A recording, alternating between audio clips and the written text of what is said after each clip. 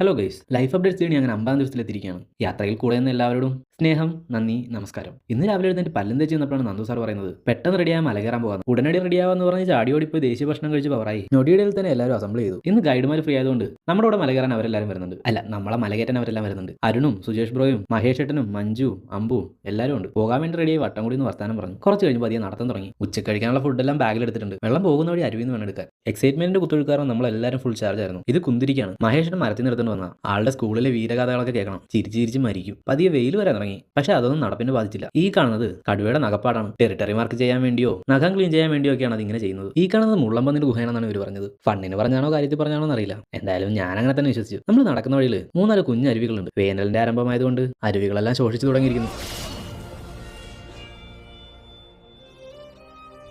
നടന്നു കുറച്ച് കഴിഞ്ഞപ്പോൾ അണ്ണന്റെ ചാർജ് ഒരു കട്ട കുറഞ്ഞു. ഇവരൊക്കെ പയറ് പോലെ കയറുന്നുണ്ട്. താഴെ നിന്ന് എന്തിന്റെയൊക്കെ ശബ്ദം കേട്ടിട്ട് ശ്രദ്ധിച്ചിരിക്കണം മഹേഷയുടെ. ആന കൊമ്പടിക്കുന്ന ശബ്ദമായിരുന്നു അത്. നമ്മുടെ ശബ്ദം കേട്ടപ്പോൾ അവൻ അനക്കൊണ്ടാക്കുന്നത് നിർത്തി. നമ്മളവിടെ നിന്ന് വെള്ളം എടുത്ത് നടപ്പ് തുടർന്നു. പടിയിൽ പിടിച്ച് കയറ്റാമെന്ന അമ്പുവിന് വടി കൊടുത്ത് നേഹയും ചുക്കും മാതൃകയായി. കുറച്ചുകൂടി മുന്നോട്ട് നടന്നു കഴിഞ്ഞപ്പോൾ മഹേഷേട്ടൻ പോയി കാട്ടുനെല്ലിക്കാൻ പറിച്ചുകൊണ്ട് വന്നു. നാട്ടിലത്തെ പോലെയല്ല, ഇതിന് കയ്പ് കുറവാ. Watch tower എത്താറായപ്പോഴേക്കും നെഗ്ഗ് സൈഡായി.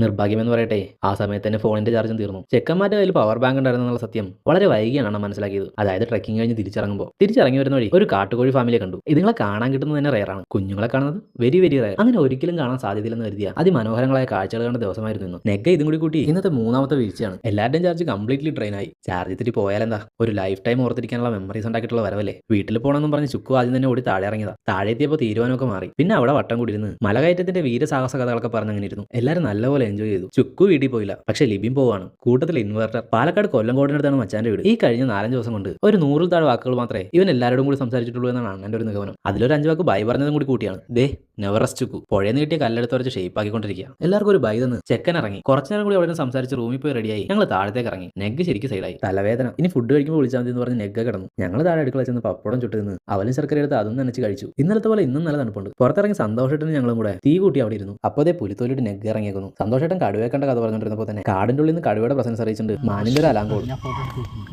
It was scary. നമ്മൾ നിൽക്കുന്നതിന്റെ ഒരു 300 മീറ്റർ റേഡിയസിൽ നിന്നാണ് ആ അലാറം കോൾ കിട്ടുന്നത് എന്തായാലും ഉറപ്പായിരുന്നു. അതായത് നമ്മുടെ തൊട്ടടുത്ത് തന്നെ കടുവ ഉണ്ടെന്ന്. അവിടെ നിന്ന് എഴുന്നേറ്റ് പോയി ഫുഡും കഴിച്ച് 12 മണിക്ക് മുന്നേ തന്നെ ഉറങ്ങാൻ കിടന്നു. എല്ലാവരും ക്ഷീണിതരാണ്. ബാക്കി നാളെ അപ്പോൾ ബൈ.